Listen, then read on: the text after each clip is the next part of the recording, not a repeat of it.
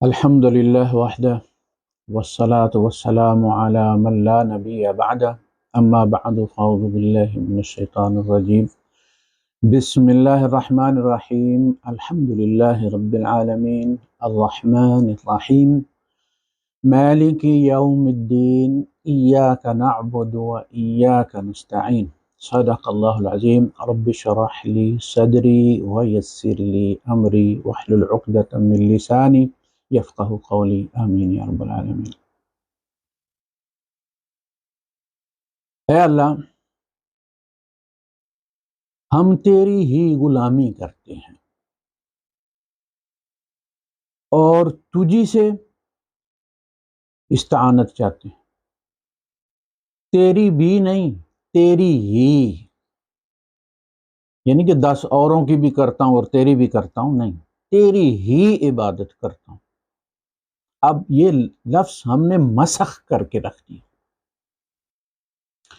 اس کو صرف ہم نے نماز کے ساتھ مخصوص کر لیا، چونکہ میں سجدہ اللہ کو کرتا ہوں، نماز پڑھتا ہوں، لہٰذا اب میں موحد ہوں اور میرے اندر شرک نام کی کوئی چیز نہیں، جبکہ جگہ جگہ ہم اللہ پاک کے ساتھ شرک کرتے ہیں۔ رسوم عبودیت ہیں جن سے بندہ اپنی غلامی ظاہر کرتا ہے، تو یہ معاہدہ میں نے جیسا کہ یہ معاہدہ بھی ہے کہ جب میں غلامی تیری کروں گا تو میں پھر توقع بھی تجھی سے رکھوں گا مدد کی، جب تو غلامی تیری ہے تو پھر میں مدد بھی تجھی سے مانگوں گا ہر معاملے میں، اور انبیاء نے مانگی بھی۔ رب انی مغلوب فانتصر، میرے مالک میں تو مغلوب ہو گیا، میری تو بس ہو گئی، اب تو ہی پھر بدلہ لے۔ رب ہب لی من لدنک ذریۃ طیبہ انک سمیع الدعاء، اللہ پاک تو مجھے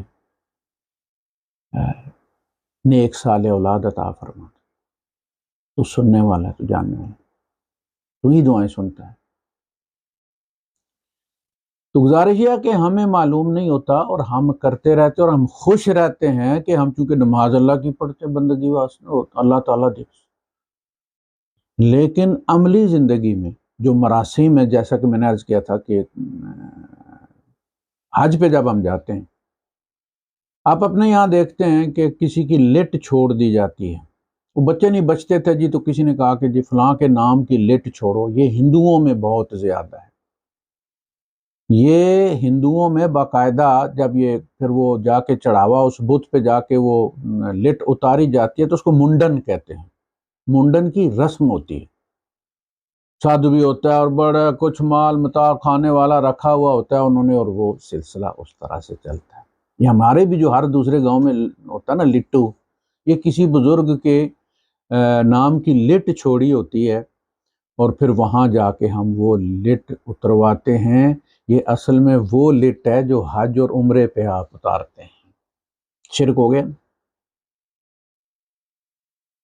حج اور عمرے پہ اظہار عبودیت کے طور پر ہم سر مڈھاتے ہیں، اس لیے کہ اس زمانے میں غلاموں کو بال رکھنے کی اجازت نہیں ہوتی تھی، وہ ہمیشہ ٹنڈی ہوتی تھی، یہی ان کی یونیفارم تھی، دور سے پتہ۔ اسی لیے اللہ کے رسول صلی اللہ علیہ وسلم نے اپنے 2 دفعہ ٹینڈ کروائی عمرے اور حج پہ، لیکن آپ نے ویسے ٹینڈ کو پسند نہیں فرمایا، ہمیشہ بال رکھے ہیں نبی کریم صلی اللہ علیہ وسلم نے، وہ کانوں کے اوپر تک ہوتے تھے اور جب وہ کنگھی کرتے تھے تو پھر بال سیدھے ہوتے تھے، کانوں کی نچلی لو تک چلے آتے تھے۔ یہ ٹینڈ جو ہے یہ اس زمانے میں غلاموں کی جو ہے وہ تھی،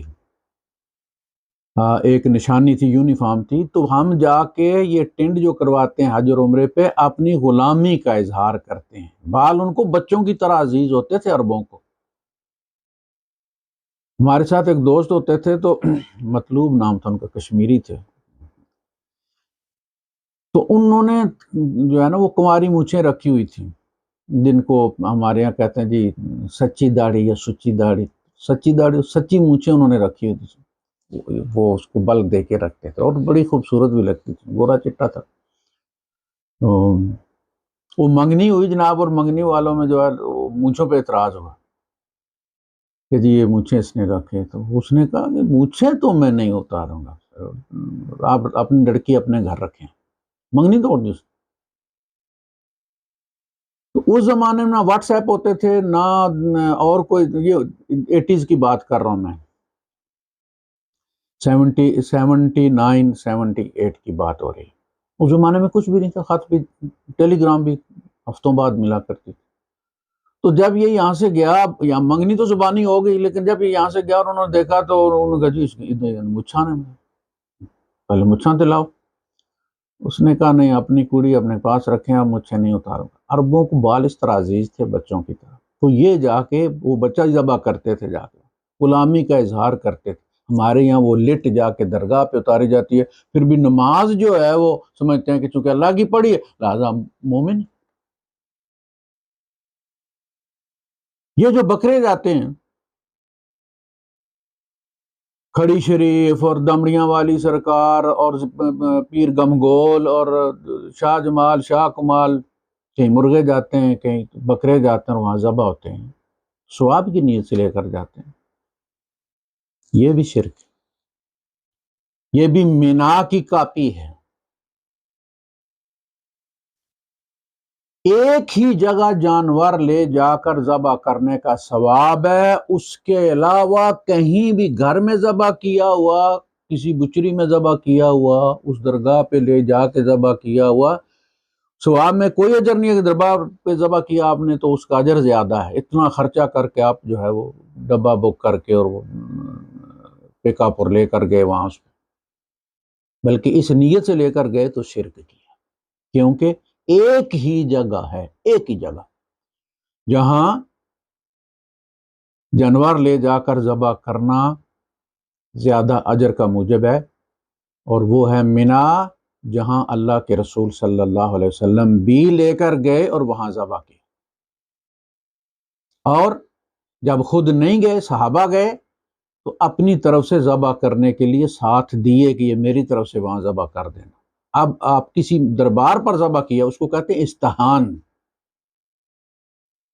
اللہ نے اس کو حرام قرار دیا۔ انما حرمت علیکم المیتۃ والدم ولحم الخنزیر وما اہل لغیر اللہ بہ، جو مشہور کر دیا گیا غیر اللہ کے نام پر، 11ویں کا دمبا اللہ کے نام پر مشہور نہیں، وہ 11ویں والے کے نام پر مشہور کیا گیا۔ اوہل، ہلال، چاند، چاند کی تاریخ کا نام رکھ کے 11ویں شریف، چاند کی 11ویں کو اوہلا، ہلال کے ساتھ منسوب کر کے، چاند کی تاریخ کے ساتھ منسوب کر کے، اوہلا بہ لغیر اللہ، غیر اللہ کے لیے۔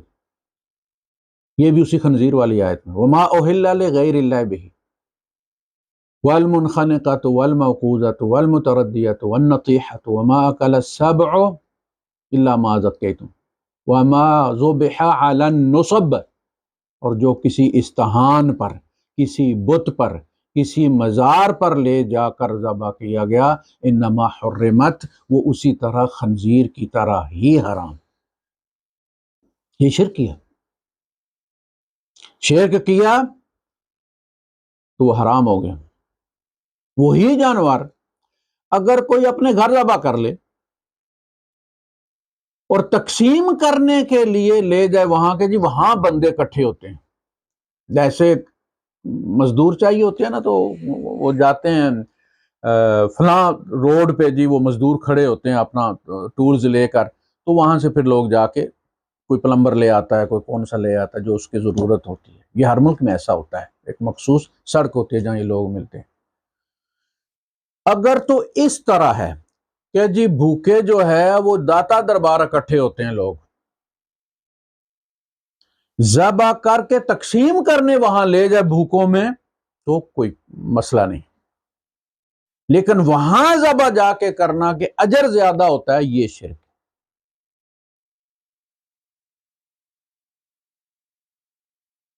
اسی طرح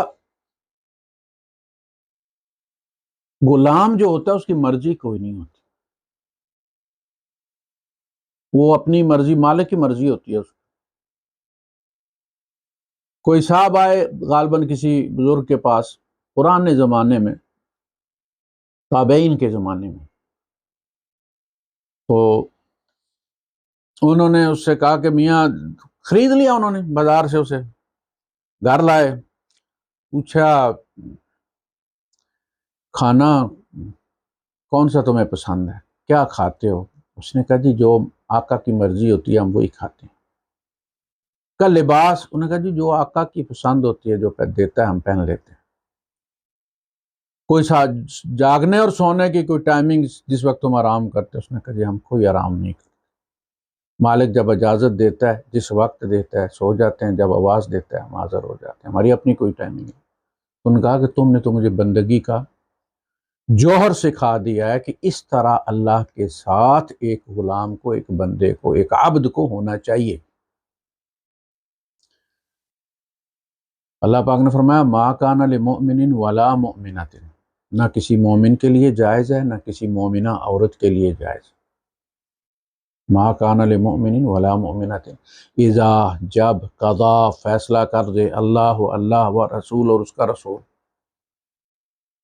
ان کے یکون رہے ان کے پاس کوئی خیارہ، تو کوئی اختیار. ما کان لمؤمن ولا مؤمنۃ اذا قضى الله ورسوله امرا، جب کوئی معاملہ چکا دیں اللہ اور اس کا رسول، فیصلہ کر لیں، ان یکون لہم الخیارہ، کہ ان کے پاس کوئی اختیار، کوئی چوائس باقی رہے. چوائس باقی ہے تو ایمان مکمل ہے. میں نے عرض کیا نا کہ سودا آپ کرتے ہیں، چابی دیتے ہیں، یہ لیں جی چابی. یہ مرضی چابی ہے عبودیت کی، چابی اپنے پاس رکھی ہوئی ہے، اپنی مرضی چلتی ہے. اتخذ الہہ ہواہ، اپنی مرضی کو اپنا خدا بنا رکھا ہے، اس سے کمانڈ لینی ہے. باقی ختنے ہو گئے ہیں، شناختی کارڈ میں مسلمان لکھا گیا ہے، ہاں مسلمان. قیامت کے دن نہ ختنے چیک ہوں گے نہ شناختی کارڈ چیک ہوں گے، وہ آپ کی اپنی کتاب جو ہے وہ بتائے گی آپ کیا ہیں. اچھا، مزے کی بات یہ آیت کا آخری حصہ دیکھیں آپ. ان یکون لہم خیارہ، کوئی باقی اختیار، کوئی چوائس باقی نہیں ہوتا ان کے پاس کہ میں سوچتا ہوں میں ابا سے پوچھوں گا، میں امی سے پوچھوں گا، ایسا نہیں ہوتا. حضرت زینب رضی اللہ تعالیٰ عنہ کو جب بتایا گیا کہ بھئی اللہ کے رسول صلی اللہ علیہ وسلم نکاح کرنا چاہتے ہیں آپ سے، تو انہوں نے کہا میں بھائی سے پوچھوں گی. تو اللہ نے کہا کہ نہیں، بھائی کو اب اس میں کوئی اختیار نہیں، تجھے بھی اختیار نہیں. ما کان لمؤمن ولا مؤمنۃ اذا قضى الله ورسوله امرا ان يكون لهم الخيارة من امرهم. من امر بند ہو سکتا جی وہ بات کی بات ہو جی، وہ مسجد کی بات ہے جی، کوئی مدرسے کی بات نہیں. من امرهم، تمہارے پرسنل معاملات میں. اللہ رسول نے بتایا نا وضو ایسے کرنا ہے، یہ سنت ہے، یہ واجب ہے، یہاں سجدہ سے وہ کر لیتے ہیں نا ہم. وہ امور عبادت کے امور ہیں، تمہارے نہیں ہیں، تمہارے پرسنل نہیں ہیں. وہ سارے مسلمانوں کے ہیں، 1.5 مسلمانوں کے. تمہارا پرسنل معاملہ جو پھنسا ہوا ہے، اور تم کہتے ہو جی وڈیاں کو پوچھیں گے. وہ بھائی صاحب کوئی اور وڈا بھی ہے کہ نہیں؟ ان وڈوں کا وڈا بھی کوئی ہے کہ نہیں؟ اللہ اکبر کا کیا مطلب ہے؟ اللہ تواڈے سارے وڈیاں نالوں وڈا ہے، پہلے وہ کو پوچھو. اللہ اکبر سپرلیٹو ڈگری، اللہ اکبر و کبیرہ، اللہ ہر بڑے سے بڑا ہے، ہر وڈے کو وڈا ہے. اگر وہ منع کرتا ہے تو سارے وڈے رل جائیں، سارے اس کے مخالف کھڑے ہو جائیں. تو ایک مومن کے لیے اللہ کے حکم کی اہمیت ہوتی ہے، باقی سب کو چھوڑنا ہوتا ہے، یہ ہوتا ہے ترک و اختیار. تو اتنی ساری بات ہے. ایاک نعبد، اگر یہ والی بندگی ہو جائے نا تو پھر استعانت اور کسی طرف ہوتی ہی نہیں ہے. جب اللہ کو حکم پہ چلنے، اللہ کے حکم پہ چلنے، اللہ کو راضی کرنے کے لیے پسینے نکل جائیں تو پھر بندہ کہیں اور نہیں جاتا، پھر وہ اسی سے مانگتا ہے اب تو نہیں کرنا جو بھی کرنا. ایاک نعبد و ایاک نستعین اہدنا الصراط المستقیم. شو اس اسٹریٹ پاتھ، ہمیں سیدھا رستہ دکھا. تو دکھایا تو اللہ پاک نے ابو جہل کو بھی تھا، ابو لہب کو بھی تھا، ان کی زبان میں نازل کیا تھا، ان کا رشتہ دار نبی تھا، دکھایا تو ان کو بھی تھا. ہمیں بھی دکھا دیا ہے کہ یہ اسلام ہے، مسلمانوں کے گھر میں پیدا کر دی، دکھا نہیں، چلا ہم کو راہ سیدھی. صرف بیٹھنا نہیں، وہ کہتے ہیں نا کہ if you are on a right path، اب سیدھے رستے پہ ہیں. دبئی جانا جی، پنڈی جانا، لاہور جانا، سیدھا رستہ ہے. You will be run over if you just sit there. سیدھے رستے پر بیٹھ جانے سے بندہ منزل پہ نہیں پہنچتا، اس کو راؤنڈ کے لوگ نکل جاتے ہیں. والسابقون السابقون. تو صرف سیدھا رستہ پتہ ہونا ضروری نہیں ہے کہ اس سے منزل مل جاتی ہے. اللہ نے ہمیں سیدھا رستہ دکھا دیا، اسلام سیدھا رستہ ہے. اب ہم چلیں گے تو منزل پہ پہنچیں گے نا. ساری زندگی 60 70 80 سال ادھر ہی چوکڑی مار کے بیٹھے ہوئے اپنے رسم و رواج کے اندر، چلے ہی نہیں اسلام پر، تو کیا ہوگا؟ تو چلا ہم کو راہ سیدھی. اب سیدھی راہ تو اس کا مطلب یہ ہے کہ بندہ کہے یار اللہ نے بتا دیا، چلو آپ موحد ہیں، شرک نہیں کرتے، تو اللہ نے بتا دیا. اب ہر نماز میں یہ کہنا کہ ہمیں دکھا سیدھی راہ، تو مسئلہ یہ کہ آپ کو لمحہ بلمحہ روز سینکڑوں جگہ آپ کو ضرورت پڑتی ہے. موڑیں، غلط موڑ مڑ گئے تو جہنم کا نشانہ بھی بن سکتے ہیں. قدم قدم پر موڑیں. ہم ہر نماز میں آ کے کہتے ہیں کہ اس نماز سے لے کر اگلی نماز تک جو بھی کوئی مسئلہ پیدا ہو جائے، جو بھی کرائسس آ جائے، اللہ پاک شو اس اسٹیٹ پاتھ، تو ہمیں اپنا رستہ دکھا دے جس رستے پر تو ملے گا. اللہ پاک نے فرمانا ان ربی علی صراط مستقیم، میرا رب صراط مستقیم پر ہے. اس کا مطلب نہیں میرا رب روزے رکھتا ہے، نمازیں پڑھتا ہے، صدقے دیتا ہے، تو ہم تو اس کو کہتے ہیں نا یہ سیدھی راہ پر ہے. میرا رب سیدھی راہ ہے پر پتہ نہیں وہ نمازیں پڑھتا ہے، وہ روزے رکھتا ہے، وہ حج کرتا ہے اس لیے سیدھی راہ پر ہے. نہیں، میرا رب سچویٹڈ جیسا تھا نا کہ بندہ کہتا جی جی ٹی روڈ تے، جی گجر خان جی ٹی روڈ تے، گجرانالہ جی ٹی روڈ پر ہے. آپ جی ٹی روڈ پر چلیں گے تو گجرانوالہ پہنچیں گے.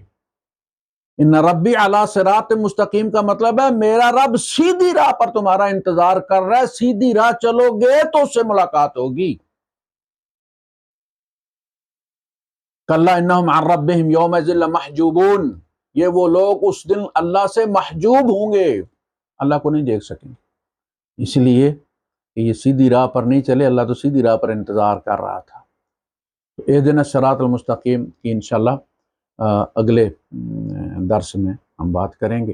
وآخر دعوانا الحمدللہ.